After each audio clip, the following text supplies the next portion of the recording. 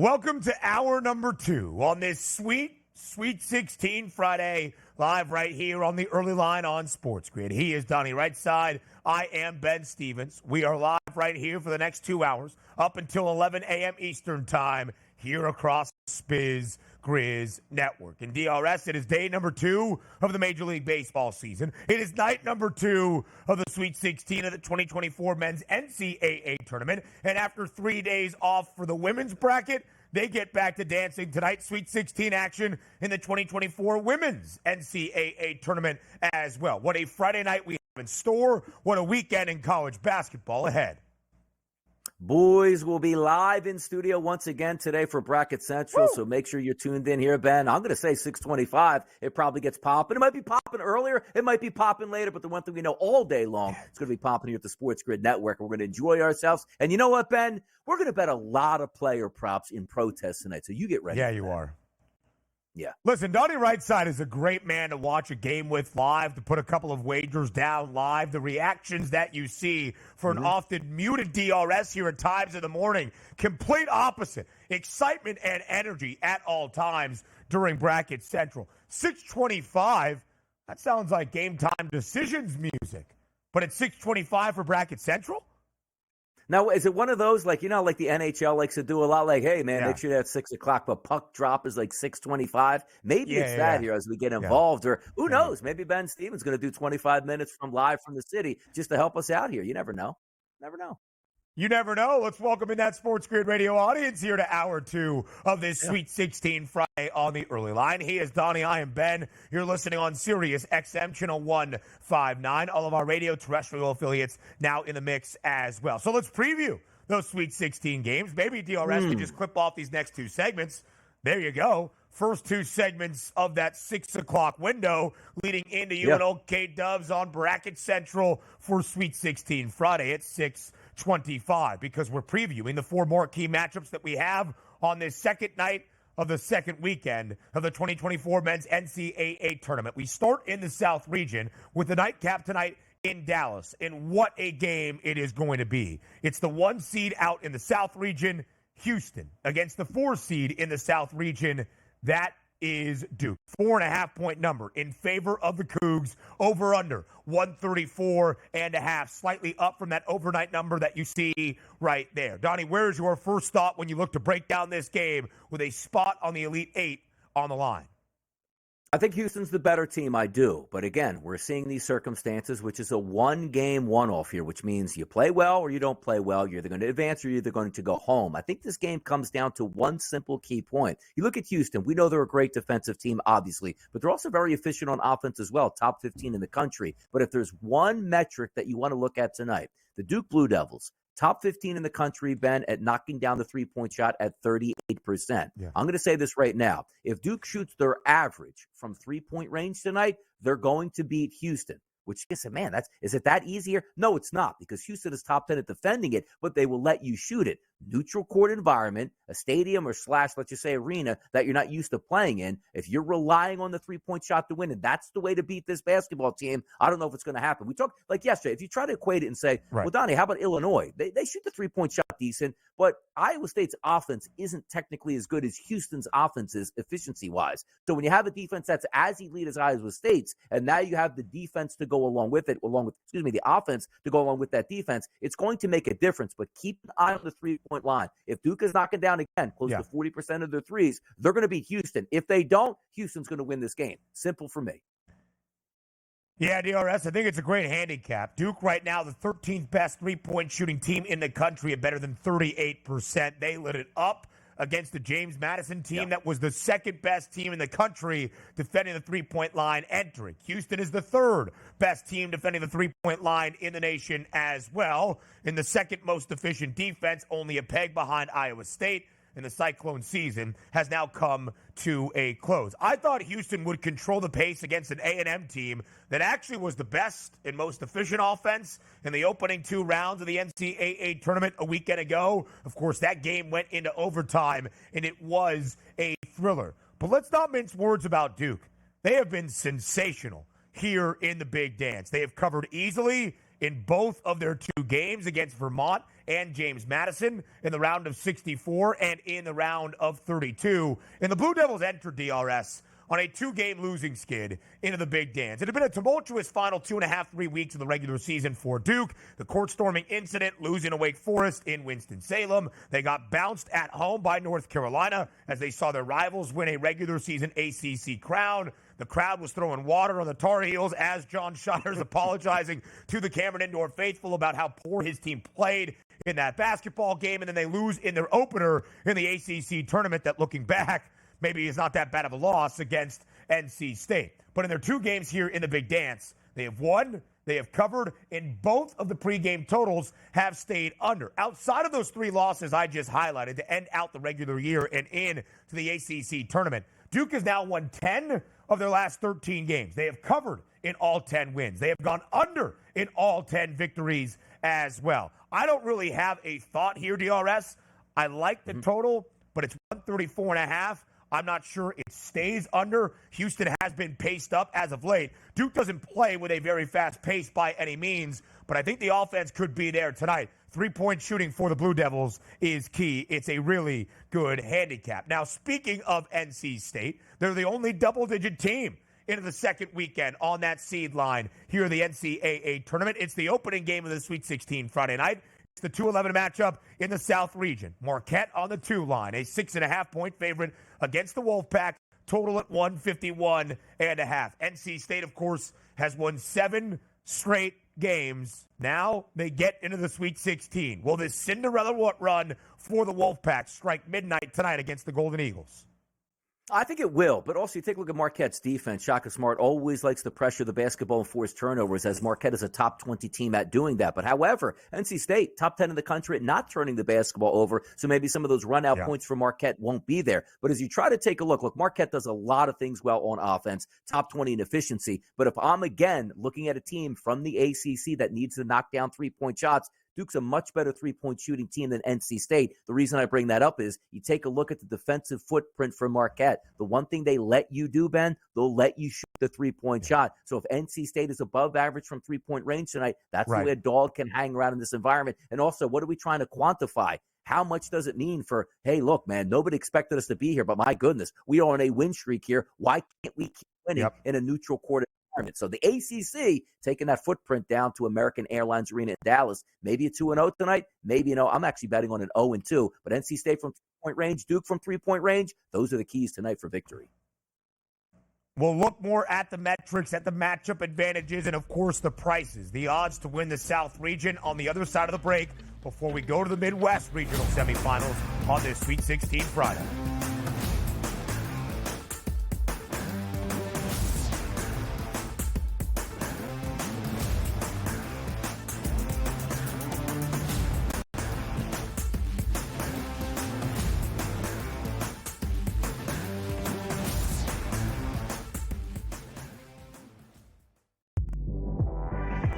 And I don't think people understand when you have a coach like Brad Underwood that is like that with you, that will get in your face like Huggy Bear did, but could hug you and love you and correct you and make you a better version of yourself.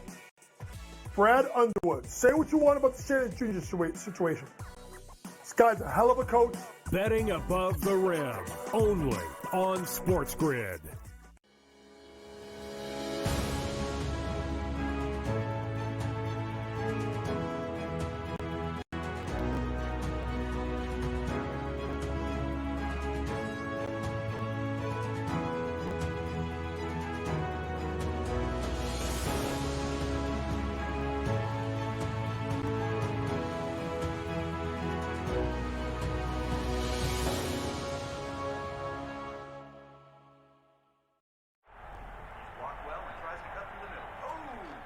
Your gut says Miami is going to win, and you should take the over.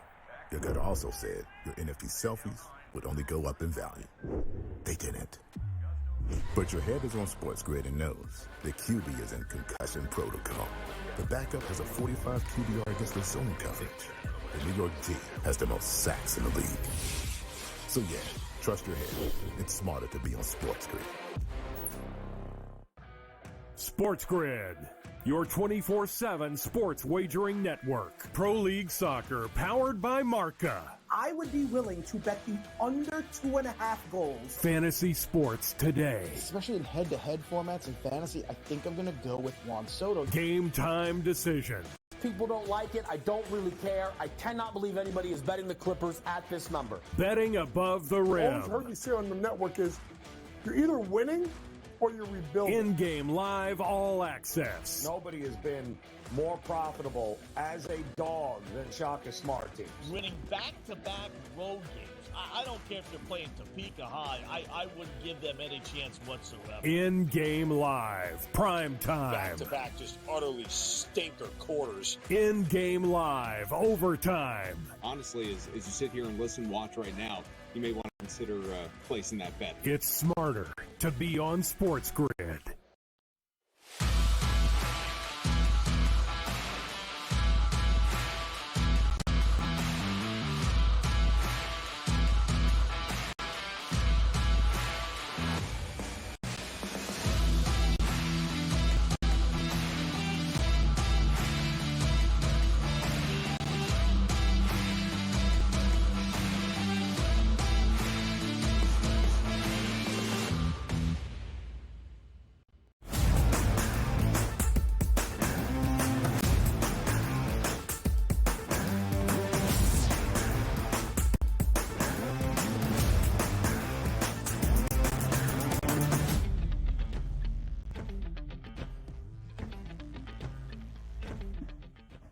It is Sweet 16 Friday live right here on the early line. Let's look back at the game we just broke down right before the break. It's the opening game of the 4 that we have on this Friday, the 11-2 matchup in the South region. Marquette on the 2 line. NC State continues its Cinderella run here in the month of March. The 11 seed in the South region and a 6.5-point underdog. Total at 151.5. As the RS mentioned, NC State is going to have to shoot the 3 well tonight. They don't love to take the 3, but Marquette will give you those advantages. It is the great equalizer in any team trying to pull off an upset as a double-digit seed. But NC State's not your double-digit seed from insert X mid-major conference. They have won 7 straight games. They won all 5 2 weeks ago in D.C. in the ACC tournament to earn that automatic bid to the NCAA tournament. The RS they have covered in 5 of those 7 games.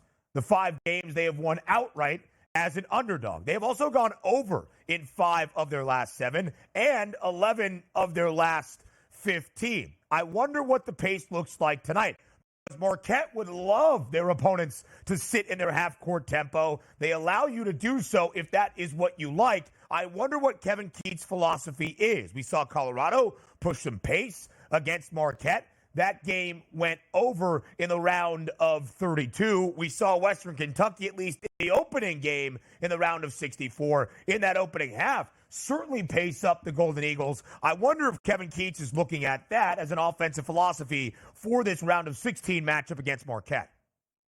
Yeah, and also, I don't think you can hide from Marquette, right? It's like, hey, let's try to dictate pace. You just have to play and stick to what you've been doing for NC State because it's working well. You weren't supposed to be a tournament team, but let alone finding yourself winning 5 games in 5 days to win the ACC tournament and then basically saying, yeah, we're here and we might be a problem. And they won their first 2 games. Yeah. I think it's a decent matchup for NC State overall, but it is going to come down to, for me, like if you're saying to yourself, like players that matter in this game, of course you look at Marquette. It's Cam Jones and it's Tyler Kolek. But for me, it's DJ Horn. And that's a guy that shoots 3-point range with volume. 239 field goal attempts from 3-point range on the season at 40%. That's the guy that can be the key indicator in this one. That's the guy that can actually carry you over the top. So from a 3-point betting perspective, sure, I'm going to be betting props here, and that's going to be circling the wagons right around DJ Horn for me. Yeah. DJ Horn for NC State, probably their best offensive player from the guard position. DJ Burns Jr. is going to be a name that everybody knows tonight in America. DJ stand up. He had 24 points, 11 boards against Oakland in the round of 32 overtime win. He is listed at 6'9" and a generous 275 pounds. But he has been sensational. He has scored in double figures in all 7 wins for NC State on this magical March run. I do want to highlight Marquette quickly here, though, because Marquette lost 4 games to end its regular season and into the Big East tournament. 3 of them against Connecticut, 1 against Creighton without Tyler Kolek. In their 16 other wins that Marquette has seen now into the NCAA tournament, they have covered in 15 of the 16, and the only game they did not cover was on Sunday in the round of 32 against Colorado, when they were a 4.5-point favorite and only won by 4. If Marquette wins this game, there's a really good chance the Golden Eagles cover as well. Houston the favorite, even money at plus 100 to win the South region. That would be an advance to the Final Four. Marquette second best price, but Duke at plus 350, a very long number on the Wolfpack at 14 to 1. Now we go to the Midwest region, where the regional semifinals tonight in Detroit are going to be sensational. First, it is Gonzaga and Purdue. It's the 1-5 matchup in the Midwest. The top team in that portion of the bracket, the Boilermakers, a 5.5-point favorite against the Zags. The over-under, 154.5. Is there a key matchup here, DRS? Is there an advantage you look to exploit tonight in terms of your handicap? Not necessarily, but again, if you're trying to say to yourself, and when we talk about exploitation of matchups here, it's a good point Brent brings up, because when you're an underdog, you want the ability to say, like, well, we're not as good as the other team, but boy, we like to do something and they don't really want to stop it. That's where we can take advantage. The one thing they like about Gonzaga is Mark Few has an extra couple days to prepare for Purdue team and how are we going to handle Zach Edey, because it's something you don't see on a day-to-day basis. And Mark Few said earlier this week, right, I've been coaching for 25 years here. I've never seen anything like this at any time in college basketball, how we're supposed to defend Zach Edey, which is pretty impressive. But you do have a top 10 offense in Gonzaga coming in and playing well. They do everything well here, Ben, which includes shoot the three-point shot in the top 40 in the country, which includes getting down low, top 10 in the nation at scoring inside the arc at close to 58%. But one of the things that might help them out from a betting perspective doesn't help me out, because I'm looking for, hey, where can I take advantage of three-point range? The thing we love about Gonzaga, they're not forced to take the three-point shot. 313th in the nation at volume from three-point range. Now, we have seen games where Gonzaga can actually shoot the three-point shot. When it's open, they knock them down, which is key, but they don't rely on that here. I'm looking forward here to the point distribution inside the arc. 11th in the country is Gonzaga. As I just told you, they don't rely on the three-point shot, but they can shoot it. They're more comfortable at getting low, which maybe mean more fouls on Zach Edey. And also, you take a look at a Purdue team that will allow you to shoot a little bit from three-point range, but not a great defensive team down low, particularly at point distribution, at letting you score there, which is interesting. You think you have a monster at 7'4", 7'5" down low, you're never going to score there. That's really not the case. It's up to Mark Few, and so many times that we see, how do you beat Purdue? You got to get Zach Edey away from the rim. Let's see if they can exploit that tonight. But from a betting perspective, I don't have a great angle either way, because I think it's a pretty good matchup on either side here, Ben. These two teams met up in what was their 4th game of the year, the first game for both in the Maui Jim Maui Invitational this year. Purdue was a pregame 5.5-point favorite.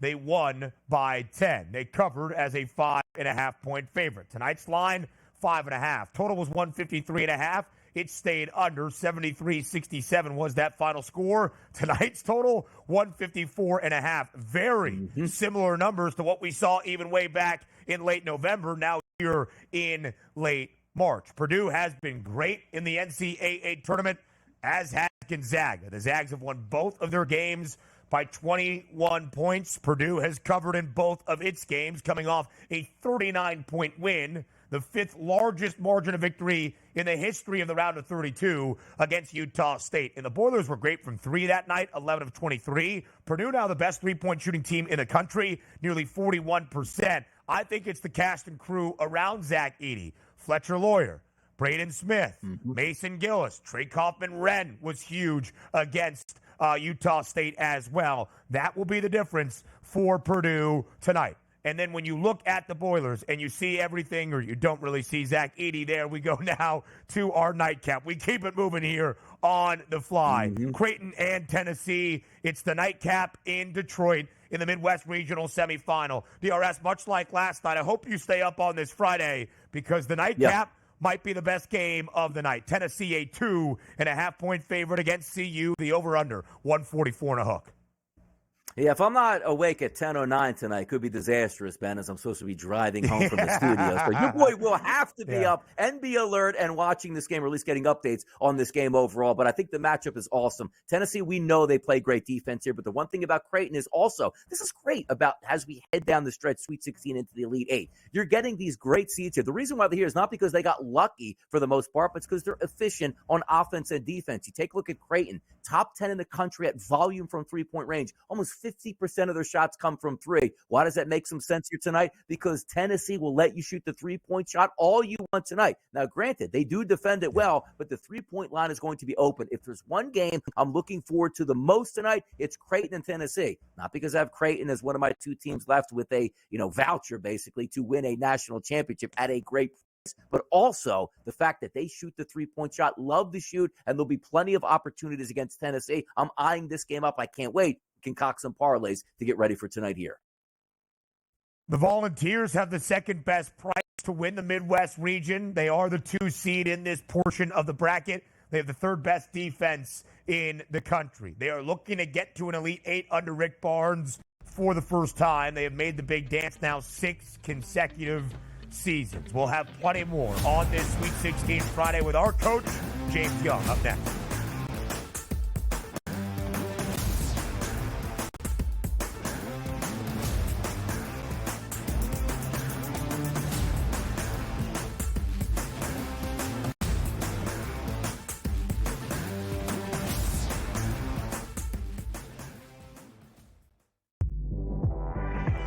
And I don't think people understand when you have a coach like Brad Underwood that is like that with you, that will get in your face like Huggy Bear did, but could hug you and love you and correct you and make you a better version of yourself. Brad Underwood, say what you want about the Shannon Jr. situation. This guy's a hell of a coach. Betting above the rim, only on SportsGrid.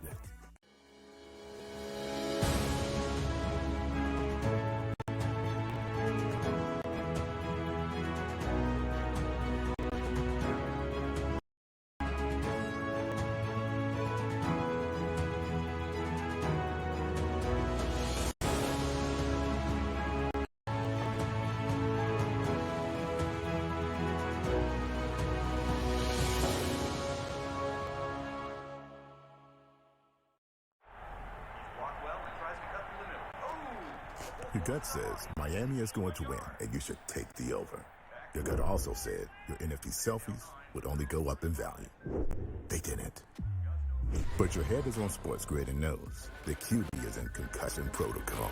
The backup has a 45 QBR against the zone coverage. The New York D has the most sacks in the league. So yeah, trust your head. It's smarter to be on SportsGrid. SportsGrid, your 24/7 sports wagering network. Pro League Soccer, powered by Marca. I would be willing to bet the under 2.5 goals. Fantasy sports today. Especially in head-to-head formats and fantasy, I think I'm going to go with Juan Soto. Game time decisions. People don't like it. I don't really care. I cannot believe anybody is betting the Clippers at this number. Betting above the rim. All you see on the network is you're either winning or you're rebuilding. In-game live all access. Nobody has been more profitable as a dog than Shaka Smart teams. Winning back-to-back road games. I don't care if you're playing Topeka High. I wouldn't give them any chance whatsoever. In-game live, prime time. Back-to-back, just utterly stinker quarters. In-game live, overtime. Honestly, as you sit here and listen, watch right now, you may want to consider placing that bet. It's smarter to be on SportsGrid.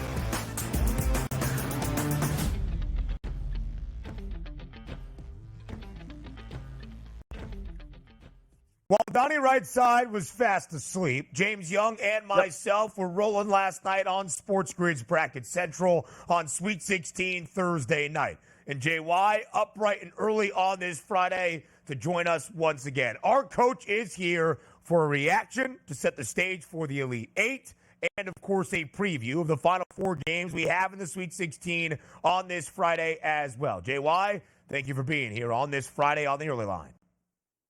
Good morning. Good to be on with you, Ben. I feel like I was just on with you about, I don't know, less than 12 hours ago. And Donnie, I'll see you in about less than 12 hours tonight.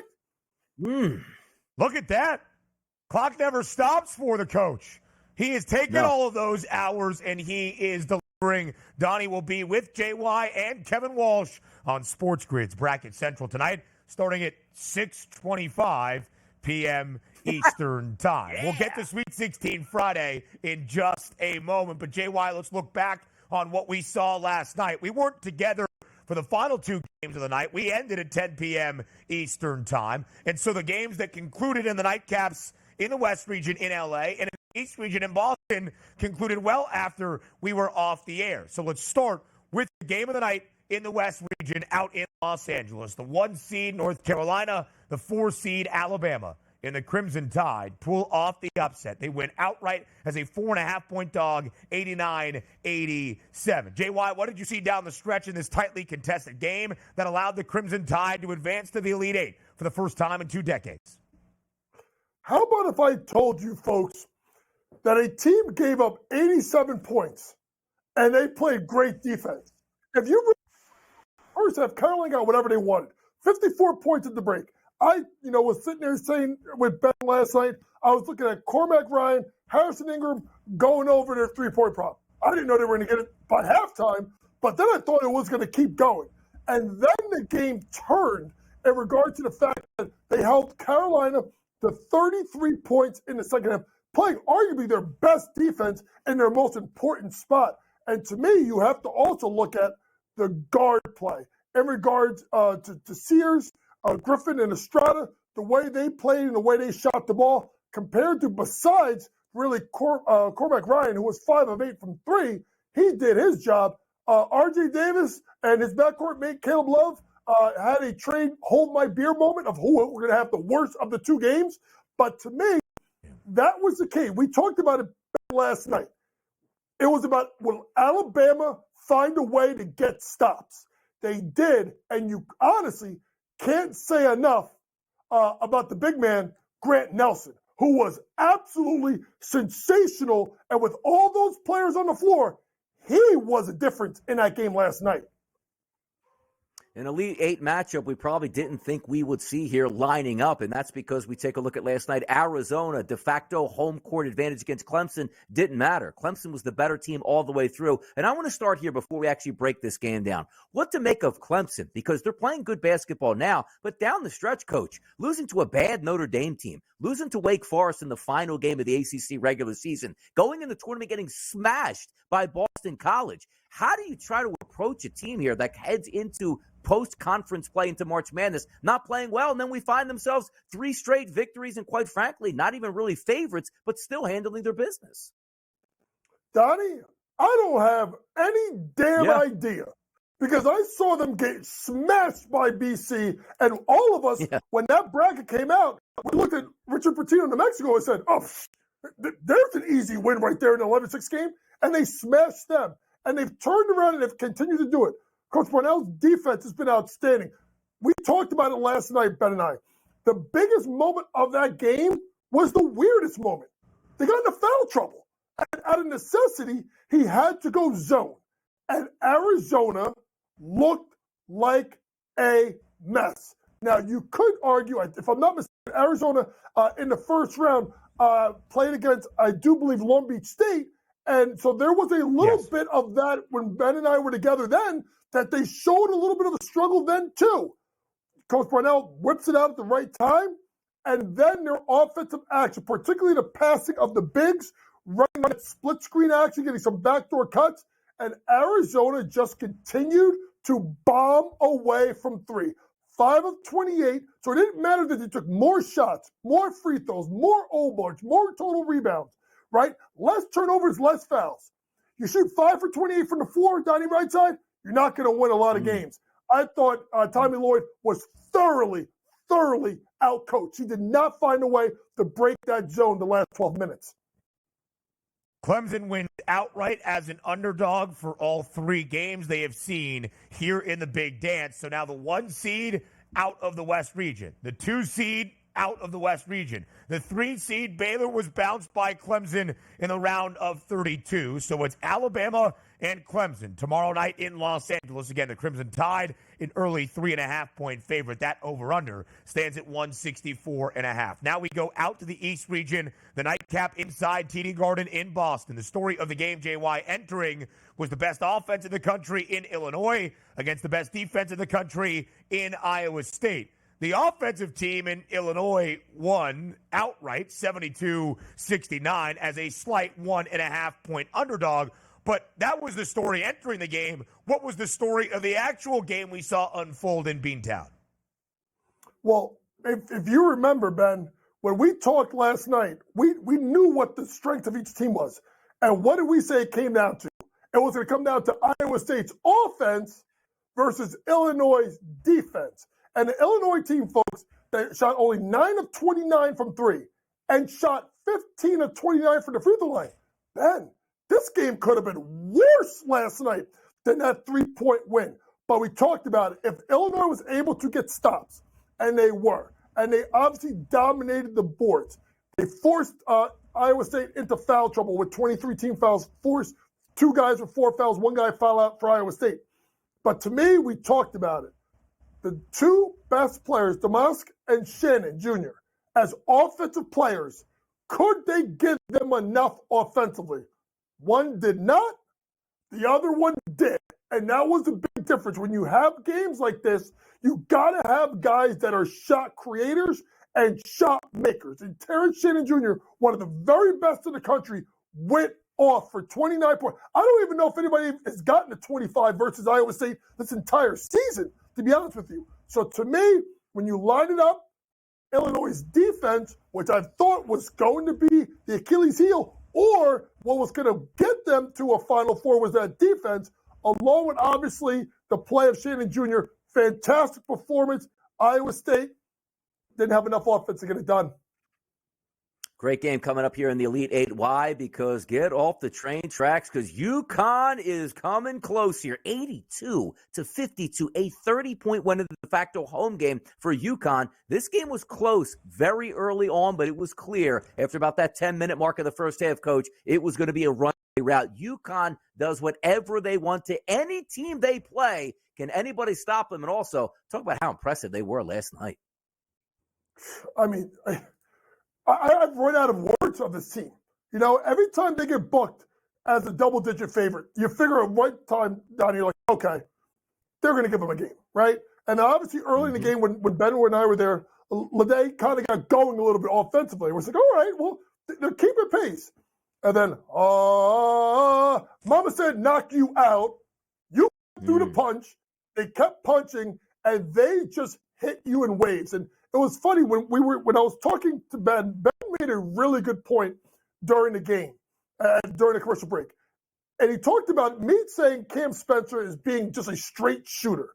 Well, the evolution of Cam Spencer is here now, folks. A guy that can put it to the deck, create off the bounce. So now you just can't run him off the 3-point line. And that makes him more dangerous. Now that makes someone like Tristan Newton, who was the orchestrator of everything, with 17-7. I thought Castle was great, particularly attacking the offensive boards. Guys, the 3 of those guys, Klingon, Castle, Newton, throw in Caravan, right? I think they combined for, 18 offensive rebounds against San Diego State. Like, that's one of the toughest teams in the country. And they got thoroughly punked last night by a UConn team that is literally full steam ahead. It will be an interesting matchup.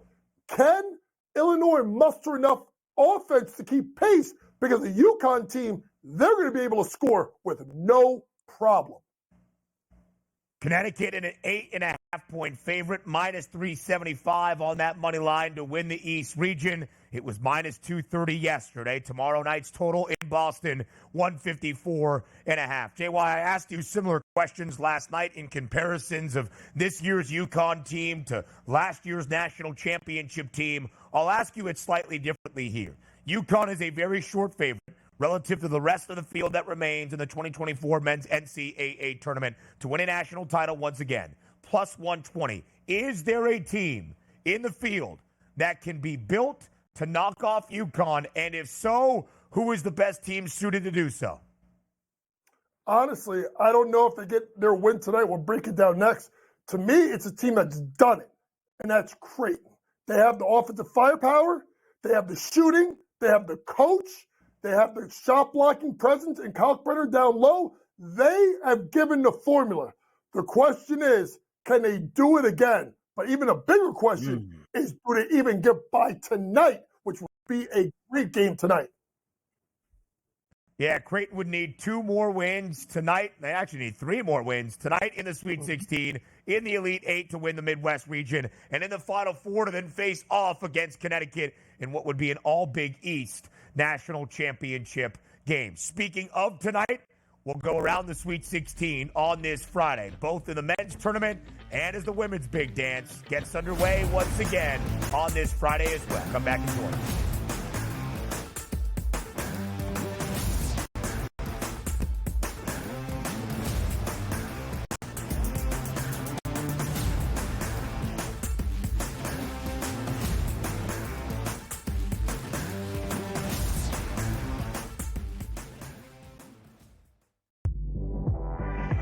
And I don't think people understand when you have a coach like Brad Underwood that is like that with you, that will get in your face like Huggy Bear did, but could hug you and love you and correct you and make you a better version of yourself.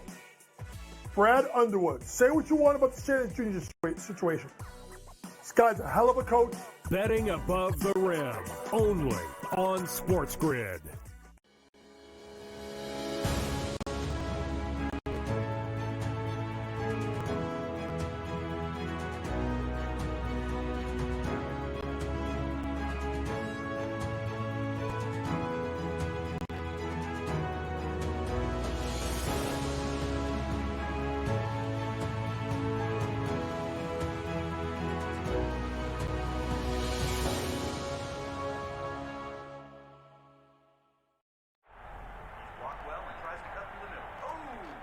Your gut says Miami is going to win, and you should take the over. Your gut also said your NFT selfies would only go up in value. They didn't. But your head is on SportsGrid and knows the QB is in concussion protocol. The backup is a 45 QB against the zone coverage. The New York D has the most sacks in the league. So yeah, trust your head. It's smarter to be on SportsGrid. SportsGrid, your 24/7 sports wagering network. Pro League Soccer, powered by Marca. I would be willing to bet the under 2.5 goals. Fantasy sports today. Especially in head-to-head formats in fantasy, I think I'm going to go with Juan Soto. Game time decisions. People don't like it. I don't really care. I cannot believe anybody is betting the Clippers at this number. Betting above the All rim. I've heard you say on the network is you're either winning or you're rebuilding. In-game live all access. Nobody has been more profitable as a dog than Shaka Smart teams. Winning back-to-back road games. I don't care if you're playing Topeka High. I wouldn't give them any chance whatsoever. In-game live. Prime time. Back-to-back, just utterly stinker quarters. In-game live. Overtime. Honestly, as you sit here and listen, watch right now, you may want to consider placing that bet. It's smarter to be on SportsGrid.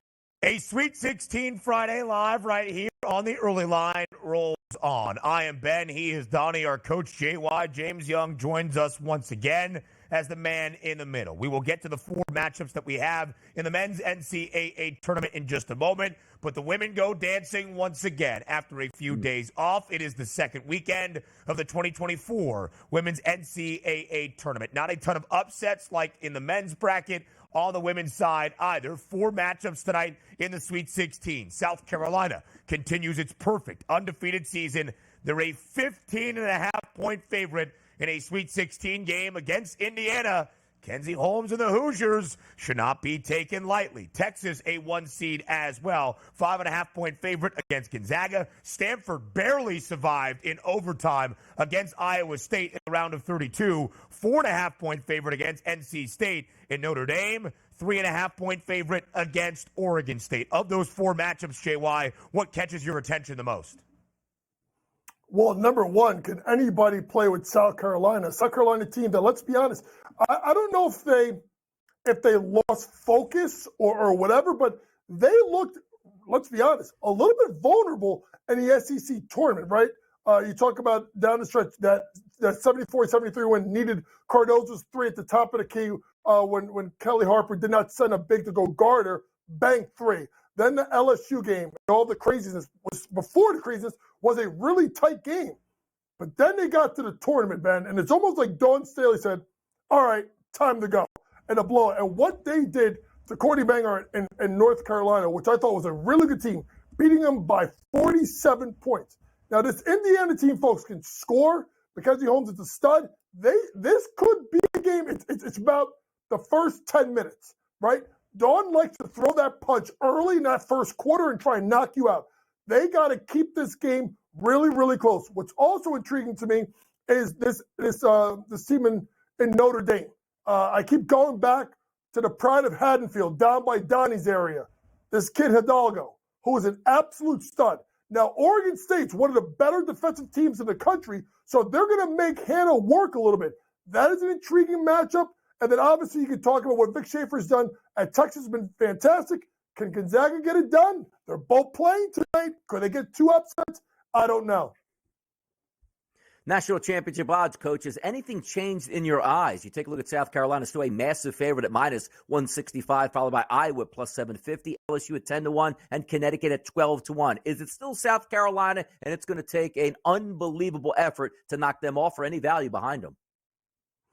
Well, it's going to take an unbelievable effort to knock them off just because they're playing, such great basketball. But to me, I keep looking at. I know maybe I'm nuts, but I keep looking at UConn. I keep looking at UConn, and I keep looking at a team that has not put it all together yet. But Paige Beckers is playing as good of basketball that I've seen in 2 years, and they got a favorable matchup tomorrow against Duke. Yep. Carol Lawson got an upset win. Was the only team that won an upset on a neutral floor, or not neutral floor, on the road, I would say.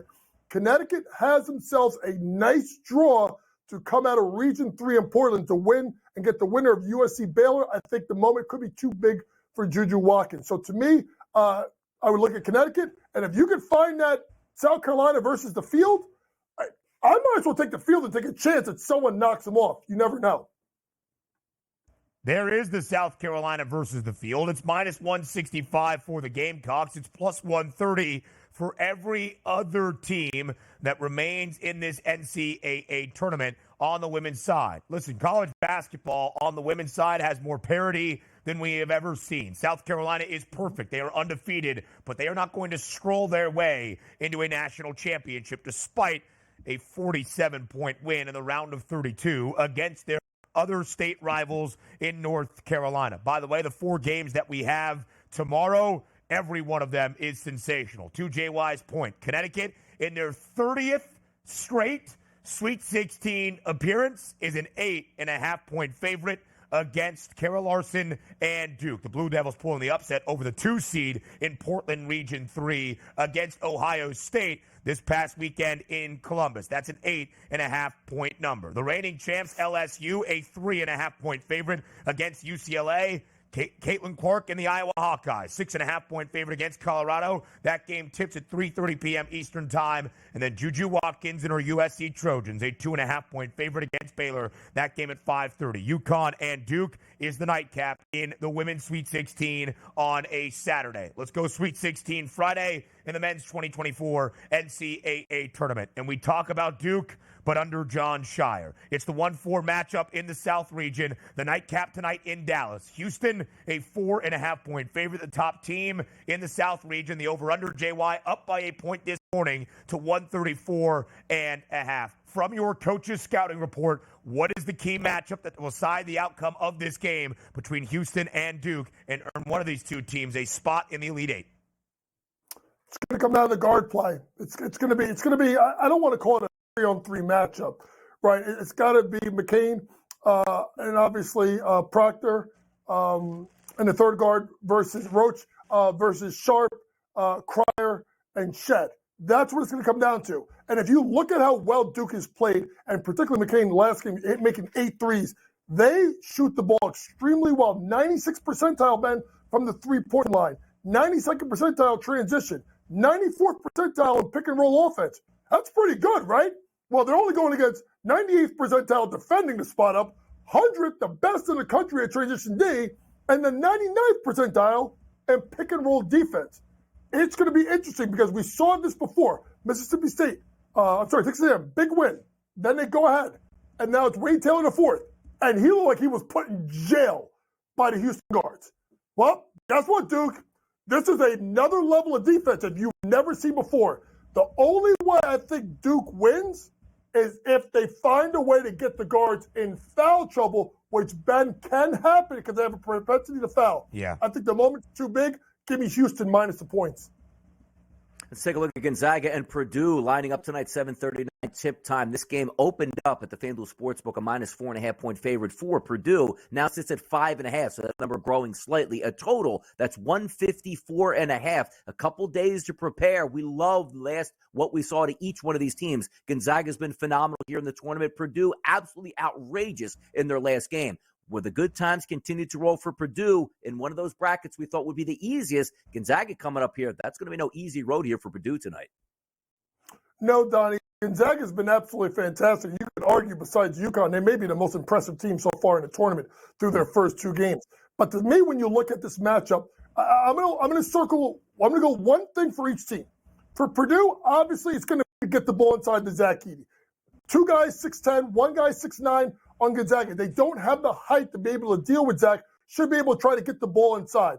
On the flip side, if I'm Mark Few, and we've seen teams do this lately, folks, you got to get Edey involved in pick-and-roll action and get him in drop coverage. What does that mean? Kill zone jumpers. Folks, if you don't understand, kill zone jumpers or ball screen jumpers where you get to about the elbow area, 15 feet, knock it down. Looking at Ryan Nembhard, 36% of his shots are in the pick and roll.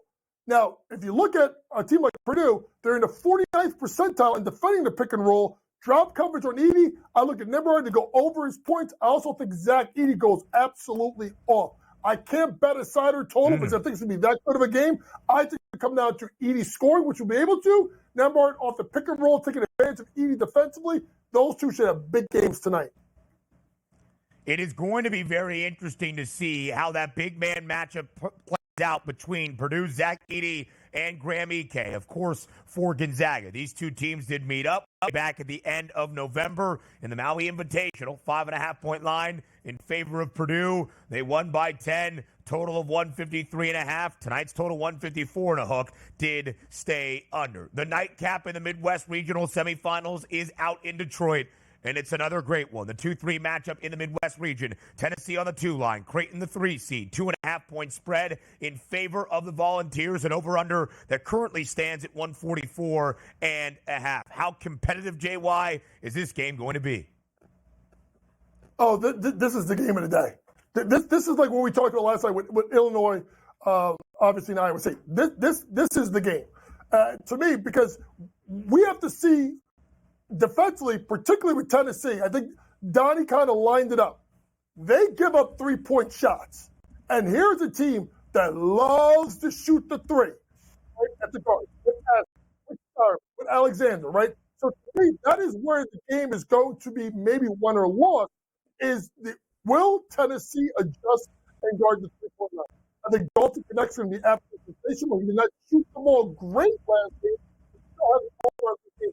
I think he's going to be fine. I think if you're able to set this player a little bit inside, both defensively and offensively, I think the difference in this game is the ability to shoot the ball by Creighton. I do think I had Creighton coming out of this region all the way to play Purdue. I am sticking with them, Creighton, with the win tonight. Swimming into the Sweet 16 and possibly the Elite Eight here, we take a look at NC State and Marquette. Take a look at this line, Coach. -6.5 is a favorite for Marquette and a total of 150.5. NC State blazed that trail through the ACC tournament. 5 wins in 5 days. Are they hot enough to take down Marquette in this matchup tonight, or is it Marquette moving on? I think it's Marquette moving on. I think it's because it'll play at Tyler Kolek. Look at his points, rebounds, and assist prop sitting at about 29.5. I do think you'll have a situation where they're going to try and keep feeding Kolek and allow him to kind of come off of that wing ball screen and get to the basket and create for others. But also, Tyler Kolek, very underrated rebounder. So I look at 29.5 points, rebounds, and assists for someone like Tyler Kolek. Inside, obviously, you have to look at DJ Burns, Big Thickum, Thicky Smalls, whatever you want to call him. His ability to score inside against Iguodala, who is not, I would not call a bulky center, right? He's more of a finesse guy. Do they try to throw the ball inside? I think Shaka Smart's defense and Tyler Kolek's play is a difference. Tyler Kolek over 29.5 points, rebounds, and assists. Looking at NC State team total to go under. I think that a team like Marquette will get the game at their pace, rely on that pick and roll, and find a way to get it done.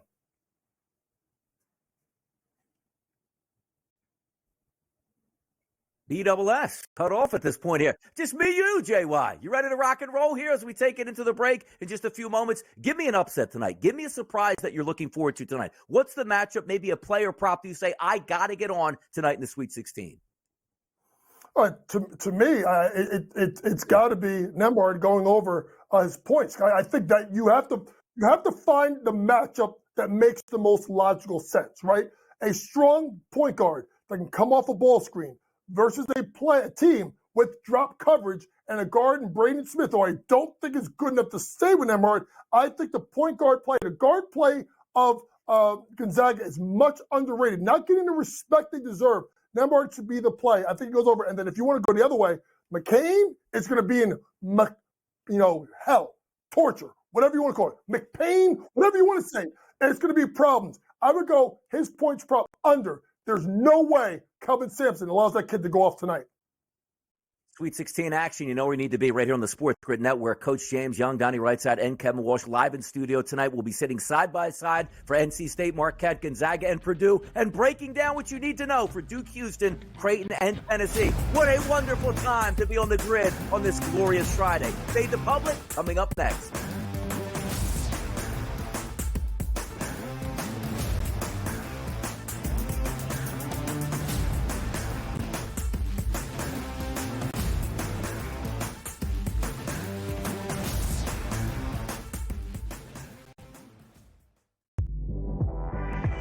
And I don't think people understand when you have a coach like Brad Underwood that is like that with you, that will get in your face like Huggy Bear did, but could hug you and love you and correct you and make you a better version of yourself. Brad Underwood. Say what you want about the Shannon Jr. situation. This guy's a hell of a coach. Betting above the rim, only on SportsGrid.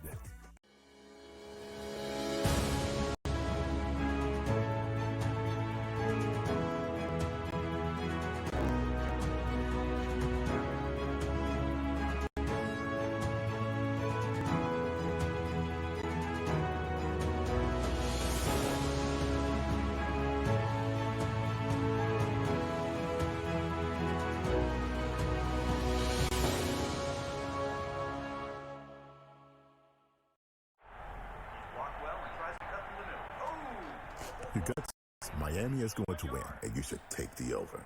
Your gut also said your NFT selfies would only go up in value. They didn't. But your head is on SportsGrid and knows that QB is in concussion protocol. The backup has a 45 QBR against the zone coverage. New York D has the most sacks in the league. So yeah, trust your head. It's smarter to be on SportsGrid.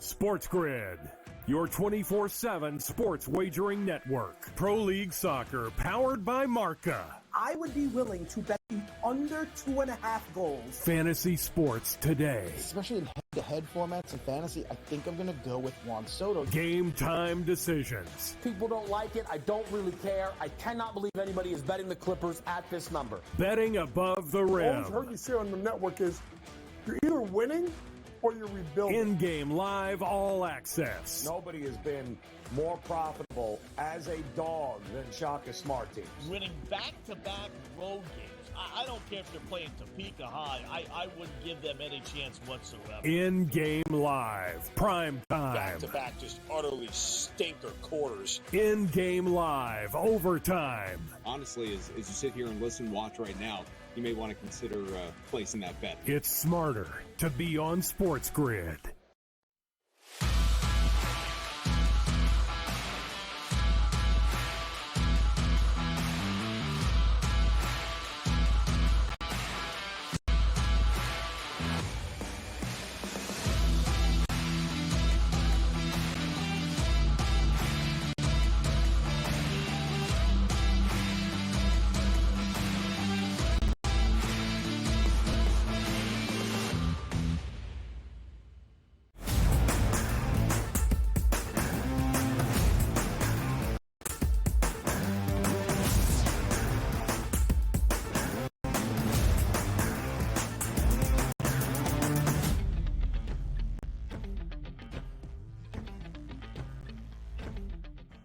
Live right here to end out our second hour. I'm back. Technical difficulties be damned. To end out hour number 2 live on this Sweet 16 Friday on the early line on SportsGrid. He is Donnie right side. I am Ben Stevens. A ton coming your way into our third and final hour. We will continue to preview all 4 matchups that we have on this Sweet 16 Friday. We'll take an early look at what is ahead this weekend in the men's NCAA tournament into Elite 8 action. We'll also Daily Diamond Dash, previewing day 2 of this Major League Baseball season and some NBA action as well. But before we get that, we end out this second hour by hearing from you. It's Fade the Public.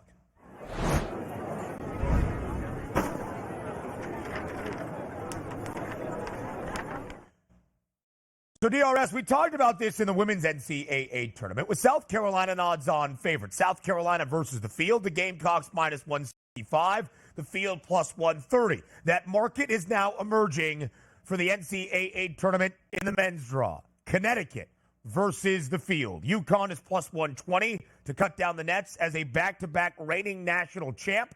The field is the favored side at minus 154. So we asked the public at SportsGrid TV on Twitter, who wins the big dance? Connecticut or the other? And they are taking, is the public, Connecticut at plus 120. More of the public going with Connecticut than any of the other 11 teams that still remain in this men's NCAA tournament. And why not? This team is devastatingly good right now and smashing every opponent they're coming up against. Now, there are some quality opponents still left, and also keep in mind, UConn does have to win 3 more basketball games, the Elite 8, the Final 4, and the championship. They're all one-game one-offs, which means if they don't bring their A game, there's a chance that they can get beat. But quite frankly, I voted for other because why? I still have 2 tickets out there that are not on UConn that I'm cheering on, but I can't fault the public right now. If you're just pressing down more on UConn, good for you. Looks like it's the right path.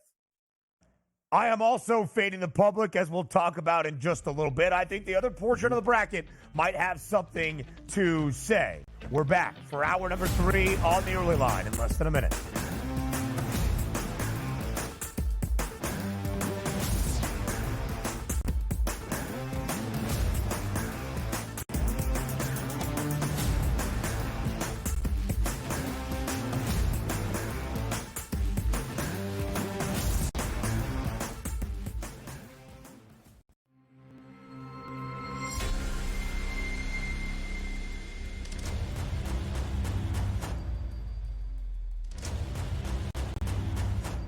It's smarter to be on SportsGrid.